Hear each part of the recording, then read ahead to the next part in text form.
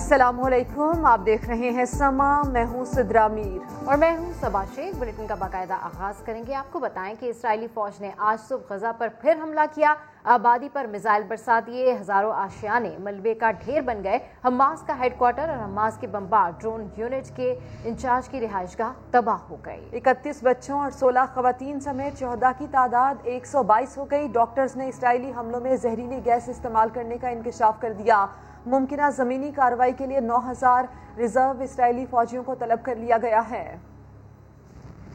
अमरीका आड़े आ गया। इस्राएली जारहियत पर सलामती काउंसिल का आज होने वाला वर्चुअल इजलास इतवार तक मुलतवी हो गया। इतवार को OIC का इजलास भी बुला लिया गया। अमरीकी कांग्रेस खातून राशिदा तलीब ने फ़लस्तीनियों के लिए आवाज़ बुलंद कर दी। रूस ने कहा है कि इसराइल को गजा पर हमलों से रुक जाना चाहिए। जर्मनी में इसराइल के खिलाफ गम और गुस्सा हुकाम ने मजीद मुजाहिरों का इम्कान जाहिर कर दिया। इसराइली दहशतगर्दी में मुतादिद बच्चे मौत की वादी में चले गए। इनमें वो बच्चा भी था जिसे अभी दुनिया में आना था। जो जिंदा बच गए वो जख्मी है। इस खून रेजी के असरात इन बच्चों के मासूम जहनों पर कई बरसों तक रहेंगे। आगे बढ़ते हैं। कोरोना वायरस से एक दिन में 48 अफराद इंतकाल कर गए। मजमूई अमवात की तादाद 19,000 से जायद हो गई है। 2517 नए केसेस भी रिपोर्ट हुए हैं। मुल्क में फाल केसेस की तादाद 73,398 हो गई। इस्लामाबाद से ये रिपोर्ट देखिए। ईद पर आवाम की दुआएं रंग ले आईं। कातिल वायरस के बाइस हलाकतों में नुमाया कमी रिकॉर्ड। कई हफ्तों के बाद अमवात की तादाद 50 से कम रही। 24 घंटे के दौरान मुल्क भर में 48 कोरोना मरीज दम तोड़ गए। NCOC के मुताबिक खैबर पख्तूनख्वा में 26, पंजाब में 15 अमवात हुई। सिंध, बलूचिस्तान और इस्लामाबाद में 2-2, जबकि आजाद कश्मीर में एक मरीज की मौत वाक़ई हुई। अब तक वायरस के बाइस 19,384 पाकिस्तानी जान से हाथ धो चुके। गुज़िश्ता रोज मुल्क में 30,700 अफराद के कोरोना टेस्ट किए गए। 2,517 की रिपोर्ट मुस्बत। शरह 8.19% रही। नए केसेस के बाद एक्टिव केसेस की तादाद 73,398 तक पहुंच गई। 4,767 मरीज मुल्तान में मजमूई तौर पर 8,73,220 तस्दीक शुदा कोरोना केसेस सामने आ चुके हैं। 7,80,438 ने वायरस को शिकस्त दे दी। आगे आ रहा है समंदरी तूफान का खदशा। तो मीठी ईद पर हुकूमत अपोजिशन लीडर को ईद ही देना न भूली। वफाकी काबीना ने शहबाज शरीफ का नाम ECL में डालने की मंजूरी दे दी। इस्लामाबाद से रिपोर्ट कर रहे हैं Abbas Shabbir. Hudaibiya paper mills case दोबारा खुल रहा है। सदर नून लीग शहबाज शरीफ मुल्क से बाहर जाकर तो दिखाएं। तब्दीली सरकार ने अपोजिशन लीडर के बैरून मुल्क जाने के आगे बंद बांध दिया। वफाकी काबीना से समरी सर्कुलेशन के जरिए मंजूरी।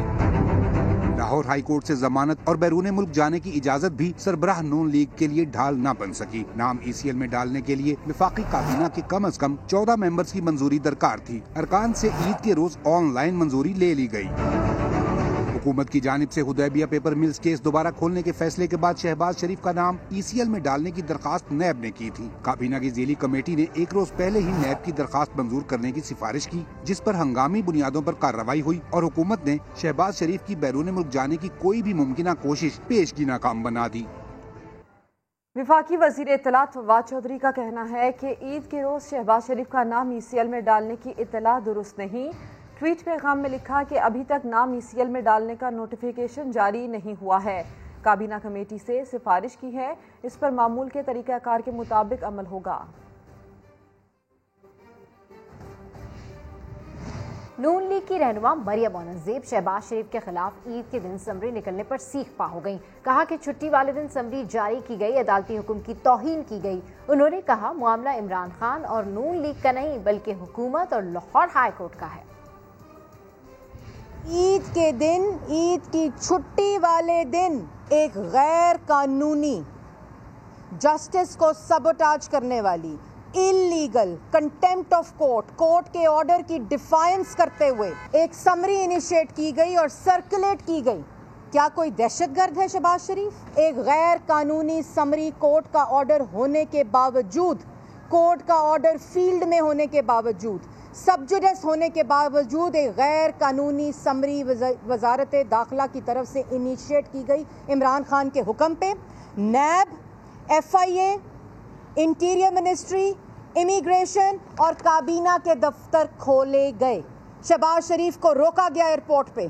तो ईद वाले दिन कोर्ट के ऑर्डर की तौहीन करने के लिए ये मामला अब मुस्लिम लीग नून का, शहबाज शरीफ का और हुकूमत का नहीं है। ये मामला अब लाहौर हाई कोर्ट और गवर्नमेंट ऑफ पाकिस्तान का है।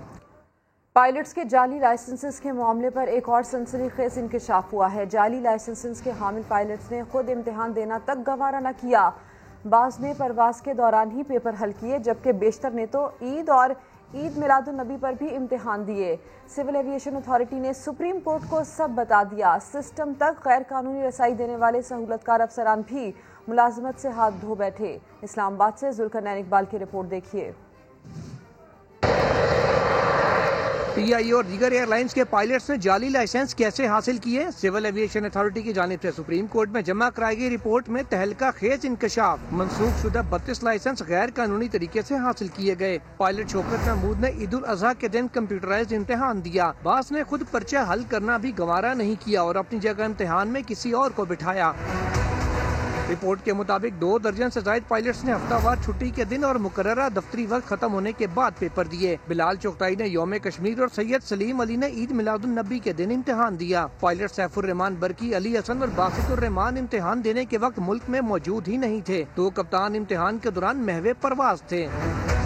पायलट्स को सिस्टम तक गैर कानूनी रसाई देने वाले 2 सीनियर ज्वाइंट डायरेक्टर लाइसेंसिंग समेत 5 अफसरान मुलाजमतों से बरतरफ। जिम्मेदारान के खिलाफ फौजदारी कार्रवाई के लिए FIA में मुकदमात भी दर्ज करवा दिए गए। बरतरफी के खिलाफ सीनियर ज्वाइंट डायरेक्टर्स ने हुक्म इम्तना ले रखा है। जुल्करनैन इकबाल, समा, इस्लामाबाद। बुलेटिन में देखिए, वजीरिस्तान में अम के फूल। अब आपको ये बताएं, बुहेरा अरब में समंदरी तूफान ताउते का खदशा है। महकमा मौसमियात ने अलर्ट जारी कर दिया। हवा के कम दबाव के बायस समंदरी तूफान कराची से 1440 किलोमीटर के फासले पर है। महकमा मौसमियात के मुताबिक आइंदा 24 से 36 घंटों में हवा का कम दबाव मजीद ताकतवर होकर समंदरी तूफान की शक्ल इख्तियार कर लेगा। कराची समेत सिंध के साहिली पट्टी और बलूचिस्तान के अक्सर इलाकों में दर्जा हरारत तेजी से बढ़ेगा। दर्जा हरारत 40 से 42 डिग्री तक भी जा सकता है। माहीगीरों को ऐसे में गहरे समंदर में जाने से गुरेज की हिदायत की गई है। समंदरी तूफान जो है इस वक्त कराची से तकरीबन कोई 1400 किलोमीटर के आसपास जो है वो मौजूद है और इस वक्त जो इसकी करंट स्टेट ये है कि एक ट्रॉपिकल डिप्रेशन में तब्दील हो चुका है और उम्मीद ये है कि अगले 24 से 36 घंटों में जो है ये एक प्रॉपर समुद्री तूफान की शक्ल इख्तियार कर लेगा।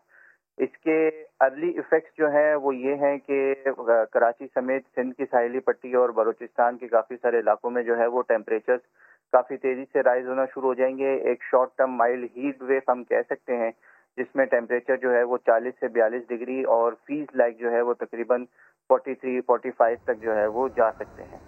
इसी पर बात करने के लिए महकमा मौसमियात के तर्जुमान सरदार सरफराज साहब हमारे साथ मौजूद हैं। सरदार साहब, एक तो ये बताइएगा कि ये जिस समंदरी तूफान का खदशा जाहिर किया जा रहा है ये कितना खतरनाक है और मौसम पर इसके क्या असरात होंगे? देखिए, खतरनाक कितना होगा ये तो बात की बात है। ये जब साइक्लोन बन जाता है और उसके बाद पता चलेगा कि वो कितनी देर तक शिद्दत इख्तियार करता है और किस लेवल तक, किस कैटेगरी तक जाता है। अभी की ये पोजीशन है कि ये डिप्रेशन बन चुका है। हवा का शदीद कम दबाव कराची से नीचे जनूब मशरिक में 1640 किलोमीटर के फासले पर है और इसकी डायरेक्शन डिप्रेशन बनने के बाद कुछ वाज़ेह होती है, जो कि इम्कान ये है कि शुमाल मगरिब की जानिब इंडियन गुजरात के एरिया की तरफ इसका रहेगा ट्रैक और कल किसी वक्त सुबह में उम्मीद है कि ये इम्कान ये है कि फिर ये साइक्लोन की शक्ल इख्तियार कर लेगा और फिर आगे मजीद भी जाहिर है कि शिद्दत इख्तियार कर सकता है, क्योंकि एनवायरमेंटल कंडीशन 2-3 जो फैक्टर्स होते हैं उसमें समंदर की सतह का दर्जा हरारत और विंड शेयर वर्टिकली कम हो और फिर ये कि अपर एयर की जो विंड्स हैं उनका आउटफ्लो अच्छा हो, ये तीनों फैक्टर्स इसको सपोर्ट कर रहे हैं। तो ये तो वाज़ेह इम्कान है कि साइक्लोन तो बनेगा ही बनेगा। अब देखना ये है कि वो शुमाल मगरिब की जानिब आता हुआ हमारे एरिया के करीब आता है कि नहीं, इस बारे में अभी कुछ हतमी बात नहीं की जा सकती।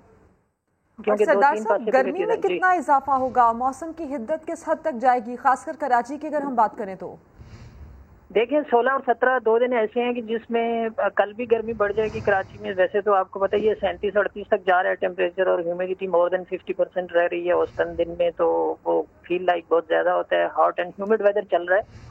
अलबत्ता कल से ज्यादा बढ़ जाएगी, कल 39-40 तक जा सकता है और परसों तरसों 16 और 17 तारीख को 2 दिन ऐसे होंगे कि जिसमें 42-43 तक भी जा सकता है टेम्परेचर। तो वो 2 दिन या ज़्यादा से ज़्यादा 3 दिन जो है ये शॉर्ट ड्यूरेशन की एक हीट वेव लाइक कंडीशंस होंगी। उसमें हवा की सिमत जो है वो मशरक या शुमाल मशरक से हो जाएगी कराची के ऊपर, क्योंकि सी ब्रीज उस साइक्लोनिक जो सर्कुलेशन है उसके अंदर ट्रैप हो जाएगी। वो 2-3 दिन ज़्यादा गर्म होंगे। जी ठीक, 2-3 दिन ज़्यादा गर्म होंगे, जिनके बारे में ये बता रहे हैं आपके खासकर 16 से 17 मई को 42 डिग्री तक कराची में गर्मी की शिद्दत में इजाफा हो सकता है। सरदार सरफराज साहब, गुफ्तगू के लिए आपका शुक्रिया।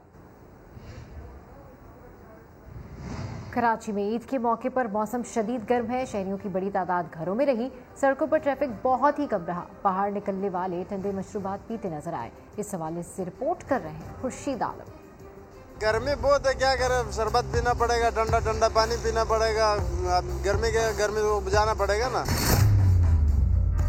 जी हाँ, मौसम गर्म हो तो शरबत याद आता है। किसी ने गन्ने का रस पिया तो किसी ने नमकीन लस्सी के घूंट भरे। ईद का दूसरा रोज भी शदीद गर्म रहा और सड़कों पर ट्रैफिक भी कम नजर आया। घरों से बाहर जाने वाले ठंडे मशरूबात का सहारा लेते दिखाई दिए। बहुत गर्मी है भाई, बहुत गर्मी है। बच्चों को लेके जा रहे हैं इनके नाना के घर पे, तो गर्मी तो बहुत है, इसीलिए लस्सी पिए। मौसम बहुत गर्म है, लस्सी पी रहे हैं, रोजी के लिए निकले, बच्चों की रोजी तो करनी है। महकमा मौसमियात के मुताबिक कराची में मौसम के तेवर आइंदा 3 रोज तक मजीद सख्त रहेंगे और दर्जा हरारत 40 से 42 दर्जे सेंटीग्रेड तक जा सकता है। कैमरामैन कामरानुद्दीन के साथ खुर्शीद आलम, समा, कराची। आफरीदी बेटी के रिश्ते पर खुश, तफसील जानिए कुछ ही देर में। कोहाट और गिरदनवाह में ईद के दूसरे रोज तेज बारिश और यालाबारी से मौसम खुशगवार हो गया। ईद का पहला रोज शहरियों ने गर्मी में गुजारा था। दूसरे रोज बारिश से शहरियों के चेहरे खिल उठे। और अफसोसनाक खबर देंगे गिलगित से, जहां स्कर्दू रोड पर कार खाई में जा गिरी। हादसे में एक ही खानदान के 2 अफराद जाँ बहक, 2 लापता हैं। मजीद तफसीलात जानते हैं मंजर शिगरी से। जी मंजर, अपडेट कीजिए। जी, तक की जो तफसीलात मिली उसके मुताबिक 2 खवातीन समेत कुल 4 अफराद जाँ बहक हुए, जिनकी लाशें दरिया से निकाली जा रही है। 5 बच्चे जख्मी है, जिसकी हालत तशवीश में बताई जा रही है। सर जो पेश आ रही है 3 उसके मुख्य पेश आया, जो से कुछ है लोग रुंदू आ रहे थे। आपको बताएं कि स्कर्दू रोड पर कार खाई में जा गिरी। हादसे में एक ही खानदान के 2 अफराद जाँ बहक, जबकि 2 लापता हैं। अपडेट करने के लिए शुक्रिया मंजर शिकरी। आगे बढ़ते हैं। मुआवने खुसूसी बराए इत्तलात पंजाब फिरदौस आशिक अवान का ये कहना है कि जिंदगी में किसी न किसी मोड़ पर मसलहत के तहत झूठ बोलना पड़ता है। मेकअप की ज़रूरत मीडिया की वजह से पड़ती है। समा को खुसूसी इंटरव्यू में हल्की फुल्की बातें भी की। कहा कि ईद पर खवातीन सख्त गुस्से में, जबकि मर्द खुश होते हैं। हुकूमत ने मर्दों को शॉपिंग से बचाकर रेस्क्यू 1122 का किरदार अदा किया है। एक सवाल पर बोली, ईद पर मरियम नवाज भी घर आएंगी तो वो उनकी इज्जत करेंगी। जिंदगी में किसी न किसी मसलत के तहत किसी न किसी मौके पे ऐसी नौबत आ जाती है कि आपको झूठ का सहारा लेना पड़ता है। मेकअप तो मीडिया की ज़रूरत है, और आपको पता है कि कोई भी ऐसा शख्स जिसने कैमरे को फेस करना है, वो मर्द हो या औरत, उसको मेकअप और पफिंग की ज़रूरत पड़ती है। डॉक्टर साहब बताइएगा, ईद पर कितनी शॉपिंग की? ओए होए होए होए, ये दुखती राग पे आपने हाथ रख दिया। पूरे पाकिस्तान की ख़वातीन इस वक्त गुस्से में हैं, और भाई मेरे खुश हैं कि हुकूमत ने उनके लिए रेस्क्यू 1122 का किरदार अदा किया है, कि वो महफूज हैं इस वक्त, क्योंकि ये आखिरी 10 दिन जो छुरी फिरती थी ना, ये बड़ी लिथल थी। गाना मुझे कहाँ आता है, लेकिन ना मैं गाना सुन सकती हूँ, ना मेरे पास टाइम होता है। एक ही मेरे दिमाग के ऊपर हमेशा चलता रहता है कि ये दौलत भी ले लो, ये शोहरत भी ले लो, भला मुझसे ले लो मेरी जवानी, मगर मुझको लौटा दो वो बचपन, कागज़ की कश्ती, वो बारिश का पानी। तो ईद के दूसरे रोज भी दावतों के साथ साथ मिलने मिलाने का सिलसिला जारी है। मज़ेदार खाने, नए कपड़े और बच्चों को मिलने वाली ईदी उनकी खुशियों को दुबाला कर रही है। लाहौर से मजीद बता रही हैं आयशा था।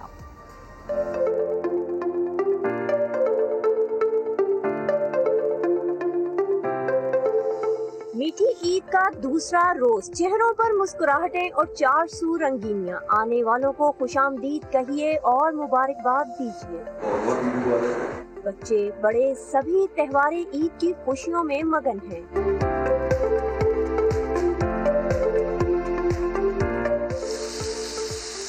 खवातीन बावर्ची खाने में मुतहर्रिक तो मर्द हजरात भी इनकी मदद के लिए इन एक्शन हैं। कहीं बनाए जा रहे हैं तवा कबाब तो कहीं कोरमा, मटन पुलाव और ईद की खास सौगात सवैयों की तैयारी भी जारी है। सोचा कि मेरी वाइफ इतनी कुकिंग कर रही है तो आई शुड हेल्प हर, और उसके साथ मैंने भी थोड़ी बहुत कुकिंग की है जो मुझे आती थी। बच्चों ने किए ईदी बटोरने के लिए कई जतन, तो बड़े भी अपनों के मिल बैठने पर खुश दिखाई दिए, जिनका कहना था कि इस खूबसूरत त्योहार पर खुशी मनाने के साथ साथ अल्लाह ताला की नेमतों का शुक्र भी अदा करना चाहिए। हमारी फैमिली यूजुअली सारी अब्रॉड रहती है, लेकिन ईद का वाहिद एक इवेंट होता है जिसमें सारे साथ होते हैं और वही रौनकी होती है, नानों घर दादों घर। ईद का ये त्योहार तमाम लोगों को बाहमी रंजिशों को मिटाने का भी मौका फराहम करता है। ईद अपनों के साथ मिल बैठने और खुशियाँ बांटने का नाम है। कैमरामैन इशफाक अब्बासी के साथ आयशा अता, समा, लाहौर। इस्लामाबाद में पार्क्स और तफरीही मुकामात बंद हुए तो शहरियों ने खूबसूरत ग्रीन बेल्ट्स को ही पिकनिक स्पॉट बना लिया। हसीन मौसम से लुत्फानंदोज होते शहरियों के बारे में जानते हैं फरा रब्बानी से। जी फरा।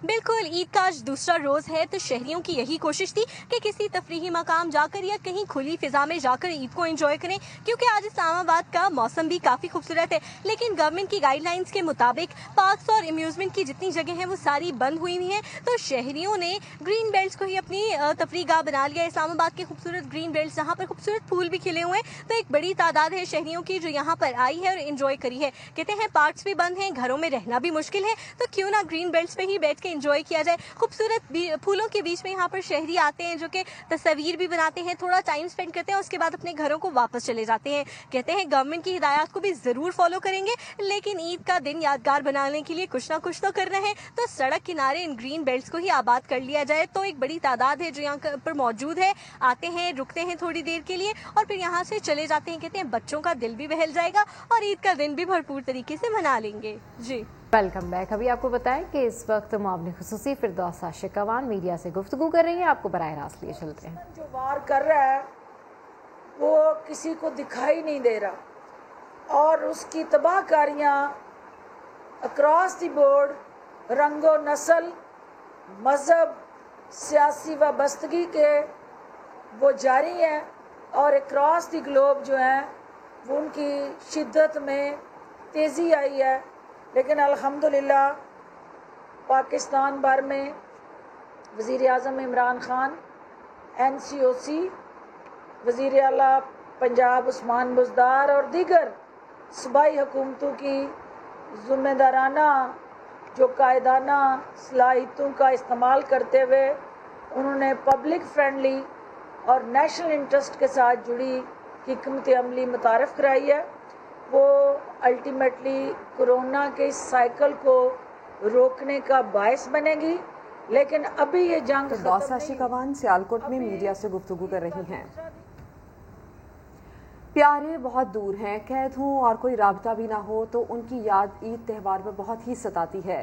हुर्रियत रहनुमा यासीन मलिक की अहलिया मिशाल मलिक भी अपने हीरो की बहुत याद कर रही हैं और इस ईद के मौके पर उनका ये कहना है कि वो ईद उनसे दूर मना रही हैं लेकिन उनकी याद सता रही है। बिल्कुल, समा से खुसूसी गुफ्तगू में उनका क्या कहना है ये आपको दिखाते हैं। यासीन साहब भी बहुत याद आते हैं, मगर दुख इस बात का होता है कि वो किस जगह है इस वक्त, जेल के अंदर, वो भी एक डेथ सेल के अंदर। ना वेडिंग एनिवर्सरी पे साथ होते हैं, ना ईद पे, ना कोई गमी पे। जब आपकी मैरिड लाइफ होती है, आपके बच्चे होते हैं, फिर और भी ज़्यादा आपको ज़रूरत होता है और ख़ास तौर पे बेटी को वालिद की ज़रूरत बहुत होती है। जब इंसान एक पेरेंट बन जाता है तो आपके ऊपर आप देख नहीं सकते अपने बच्चों का आवाज़। वीडियो कॉल भी बहुत कम होती थी जब यासीन साहब अरेस्टेड नहीं होते थे। वहाँ पे इंटरनेट की जो स्पीड है वो इतनी स्लो है, थोड़ी कटी हुई वीडियो आती थी मगर चले एक आवाज़ का रिश्ता तो कायम था। लाखों में फैल रहा है कोरोना कश्मीर के अंदर और टेस्टिंग किट्स है ही नहीं। ईद का त्यौहार मनाने की इजाज़त नहीं है। कर्फ्यू टू किल वाला कर्फ्यू है कि खिड़की से भी झांके तो पैलेट्स मार दिए जाते हैं आपको। तो ऐसी खौफनाक सूरत हाल के अंदर जीना, जिंदा रहना एक बहुत बड़ा मौजज़ा है कश्मीरी का। साबिक कप्तान शाहिद आफरीदी ने कहा है कि शाहीन आफरीदी के साथ बेटी के रिश्ते पर वो खुश हैं। वज़ीर आज़म को चाहिए कि अपोजिशन को साथ लेकर चलें। वो प्रोग्राम सवाल में गुफ्तगू कर रहे थे। शाह आफरीदी आपके दामाद बनेंगे? जी इंशाल्लाह। उनकी फैमिली की काफ़ी रिक्वेस्ट पिछले 2 साल से उनकी पेरेंट्स की बहुत ज़्यादा आ रही थी। तो मैंने कहा भी बच्चे पढ़ रहे हैं, वो क्रिकेट खेल रहे हैं, उनको खेलने दो, और ये वो नहीं, हमें ज़िंदगी का कुछ पता नहीं है, ये वो, तो भी बड़े हैं, बुजुर्ग हैं। तो मैंने कहा ठीक है। कोई एडवाइस जो आप करना चाहें इमरान खान साहब को? और इमरान भाई जरदारी साहब और नवाज शरीफ साहब को छोड़ दें। 2.5-3 साल से उन्हीं के पीछे पड़े हुए, जहां जाते हैं छोड़ दें। पिछली हुकूमतों ने क्या किया, इमरान भाई को सबको साथ लेके चलना पड़ेगा, इवन कि वो अपोजिशन ही क्यों ना हो, इवन कि वो शहबाज शरीफ ही क्यों ना हो। फेवरेट एक्ट्रेस कौन सी? एक दौर में जूलिया रॉबर्ट बहुत पसंद थी। सोनाली बेंद्रे? सोनाली थी उस दौर में। सोनाली के हवाले से आपकी कोई खबर वगैरह? बिल्कुल नहीं, गलत है। गलत है? सब गलत है। मुलाकात हुई है वैसे? नहीं, कभी नहीं। कभी भी नहीं? कभी मुलाकात नहीं हुई मेरी। तब्बू से बात होती थी फोन पे। अच्छा। वो काफी फैन थी। जब इंडिया का टूर था तो होटल के नंबर पे फोन पे बात होती थी उनसे। कोरोना के दौरान एक शायर की ईद कैसी गुजरी, कोरोना वैक्सीन के लिए मुअम्मर अफराद ही तरजीह क्यों, और डॉक्टर अपने मर्ज की दवा आखिर किससे पाते हैं? इस्लामाबाद में नुमाइंदा समा सुहेल रशीद ने ये अहम सवालात उठाए तो मारूफ मज़ाहिया शायर डॉक्टर इनामुल हक जावेद से कैसे जवाबात पाए, आपको दिखा देते हैं। ईद का मौका भी है, कोरोना है, लॉकडाउन है, और इस दौरान सब लोग ईद अपने अपने तरीके से मना रहे हैं, लेकिन शायर की ईद कैसी है ये जानने के लिए हमारे साथ मौजूद हैं डॉक्टर इनामुल हक जावेद साहब। किसी तारुफ के मोहताज नहीं, हम उनसे पूछते हैं, सर आप ईद कैसे मना रहे हैं? घर में पड़ा हुआ हूँ और बुड़बुड़ा रहा हूँ। मैं अपनी शायरी अब खुद को सुना रहा। मैंगो का जो बनाया था मिल्क शेक, मैंने उस मिल्क शेक से अब मैंगो बना रहा हूँ। वाह, इस बार ईद एक ही दिन मनाई जा रही है, आप इस पर खुश हैं, और ये सब मुमकिन हुआ कैसे? ईद कल होगी, हर एक तबके से मनवाया गया, जाके KPK से पोपल जई को बुलवाया गया। कहते हैं कि आसमान तक एक जहाज़े खास से मुफ्ती आज़म भी 12 मरतबा आया गया है। फिर भी कल शब देर तक निकला न जिस दम चांद, तो अदलिया के हुक्म पर जबरन निकलवाया गया। कोरोना से बचाव की वैक्सीन आई तो कहा गया कि सबसे पहले 70 साल से ज्यादा उम्र अफराद को लगाई जाएगी। डॉक्टर साहब, ये 70 साल से ज्यादा उम्र में ऐसा खास क्या होता है? कहीं मंगने की महफिल हो के शादी हाल में खाना मुअम्मर हो के भी ये चेहरा पैमाई में रहता है। कोई बाबा भी जिसकी उम्र हो 70 से ऊपर की, बेचारा हर घड़ी माजी तमन्नाई में रहता है। इस वक्त डॉक्टर्स जो हैं वो फ्रंट लाइन पर कोरोना से लड़ रहे हैं। आप अक्सर अपनी जो है मज़ाहिया नज़मों में, शायरी में उनको मौजू बनाते रहे हैं, आज भी उनके लिए कुछ है? लक दी पीड़ मुकान ले जेड़ा आपने टीका लाया, वो लक दी पीड़ ते रही एक पासे, हफ्ता होण नूं आया, वो जिथे टीका ठोकिया सी वो थां पई है हुण दुखदी, यानी मेरी पूरी खब्बी बाह पई है हुण दुख। बीमार हो के मैं जो गया डॉक्टर के पास, क्यों कर बताऊं कैसे मेरे उड़ गए हवास। हैरान हुआ ये सुन के मैं नर्सों की टीम से, वो खुद दवाई लेने गए हैं हकीम से। इस बुलेटिन से इतना ही। खबरों की अपडेट्स के लिए आप विजिट कीजिए sama.tv। इसके अलावा आप हमें फेसबुक और ट्विटर पर भी ज्वाइन कर सकते हैं। एक ब्रेक के बाद हाजिर होंगे हेडलाइंस के साथ। देखते रहिए समा।